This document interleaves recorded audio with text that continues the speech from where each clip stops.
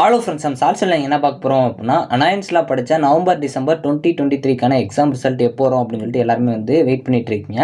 So அது மட்டும் இல்லாமல் நெக்ஸ்ட் மந்த்லேயே வந்து செமஸ்டர் எக்ஸாம் ஸ்டார்ட் ஆகுமா அப்படிங்கிற டவுட்டும் உங்களுக்குள்ள இருக்கும். ஸோ அதை பற்றி பார்க்கலாம். ஃபஸ்ட்டு பார்த்தீங்க அப்படின்னா, எக்ஸாம் ரிசல்ட்டுக்காக வெயிட் பண்ணுறீங்க அப்படின்னா யாருமே வந்து பயப்படாதீங்க.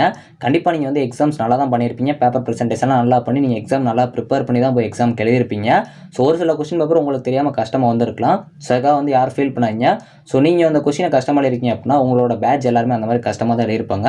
ஸோ எல்லாம் யாரும் வந்து ஃபீல் பண்ணாதீங்க, நல்ல மார்க்ஸ் தான் வரும். ஃபஸ்ட்டு வந்து எக்ஸாம் ரிசல்ட் பொறுத்த வரைக்கும் தேர்ட் இயருக்கும் ஃபோர்த் இயருக்கும் வரதுக்கு அதிக சான்சஸ் இருக்குது. ஸோ உங்களுக்கு ரிசல்ட் டேட் பார்த்தீங்க அப்படின்னா மேபி வந்து March 15 வெயிட் பண்ணி பாருங்கள். ஃப்ரைடே வந்து ரிசல்ட் பப்ளிஷ் ஆக கொஞ்சம் சான்சஸ் இருக்குது.